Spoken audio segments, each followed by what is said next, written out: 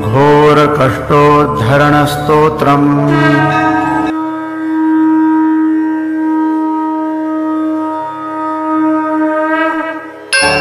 श्रीपाद श्रीवल्लभत्वं सदैव श्रीदत्तास्मान् पाहि देवाधिदेव।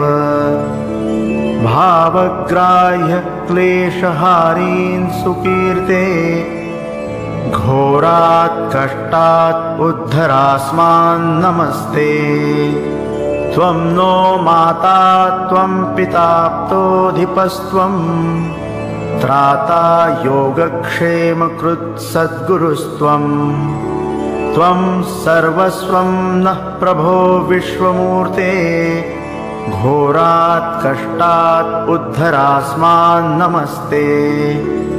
पापं तापं व्याधिमाधिं च दैन्यं भीतिं क्लेशं त्वं हराशु त्वदन्यम्। त्रातारं नो वीक्ष ईशास्तजूर्ते घोरात् कष्टात् उद्धरास्मान् नमस्ते।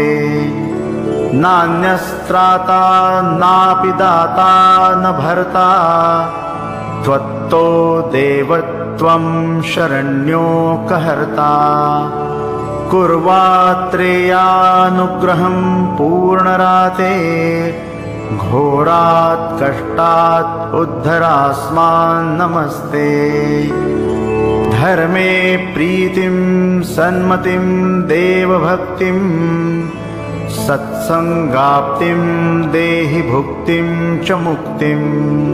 भावासक्तिं चाखिलानन्दमूर्ते घोरात् कष्टात् उद्धरास्मान् नमस्ते। श्लोकपञ्चकम् एतद्यो लोकमङ्गलवर्धनं प्रपठेन्नियतो भक्त्या स श्रीदत्तप्रियो भवेत्। इति श्रीमद्वासुदेवानन्दसरस्वतीकृतं घोरकष्टोद्धरणस्तोत्रं सम्पूर्णम्।